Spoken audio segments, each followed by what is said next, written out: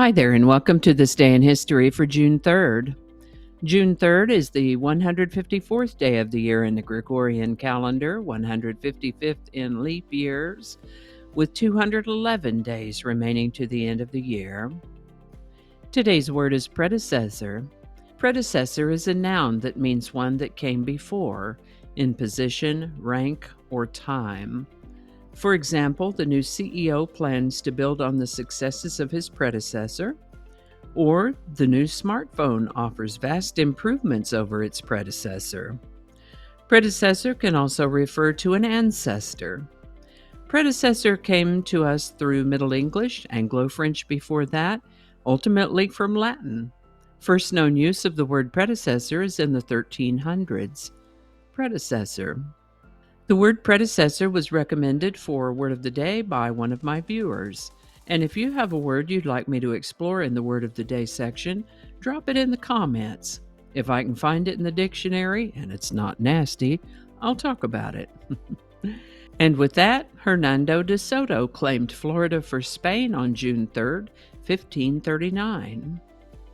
The first long-distance power transmission line in the United States was completed on June 3, 1889.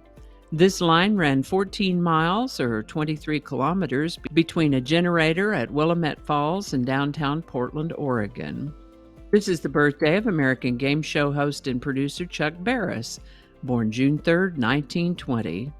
Chuck Barris hosted The Dating Game and The Newlywed Game, as well as The Gong Show. Interestingly, he also wrote the song called Palisades Park, performed by Freddie Cannon. Chuck Barris lived to the age of 87. This is the birthday of American actor Tony Curtis, born June 3, 1925. He acted in more than 100 films over the course of his career. He's the father of actress Jamie Lee Curtis. Tony Curtis lived to the age of 85. This is the birthday of American poet Allen Ginsberg, born June 3, 1926. Best known for his poem Howl, Ginsberg lived to the age of 70. Also the birthday of American novelist and screenwriter Larry McMurtry, born June 3, 1936. His stories are predominantly set either in the Old West or in contemporary Texas. He wrote The Last Picture Show, Terms of Endearment, Lonesome Dove, to name a few. For years, he had a bookstore called Booked Up in his hometown of Archer City, Texas. Sadly, Larry McMurtry passed away in March of 2021 at the age of 84. The first American spacewalk was performed on June 3, 1965, by Ed White from the Gemini 4 spaceflight. Today's song is Respect by Aretha Franklin. Respect was originally recorded by Otis Redding in 1965 and became a crossover hit for him.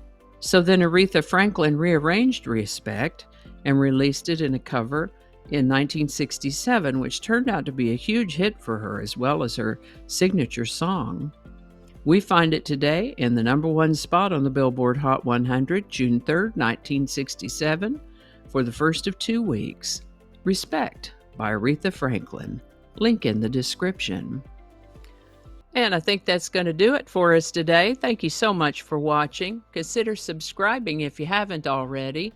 Feel free to share this video with a link in your email, messaging, or social media. If you enjoyed this series, you can check out the playlist that contains these videos. I'll put a link to that in the description. That description lives on YouTube, so for other platforms, I'll include a link to my blog page that's called No Really. You can also find me on Rumble, BitChute, and Getter. All those links in the description. Alrighty, that's all I can think of right now. Thanks again, and I'll see you next time.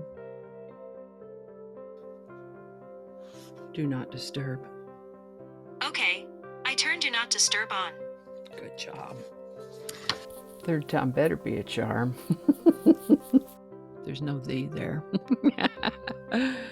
One more time.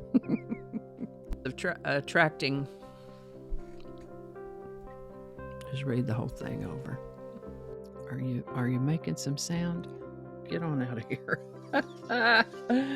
And we're going to edit that out. Don't alienate people who can be helpful to you. Flinging happiness all over the place. Alrighty, back to work. I think we got it this time.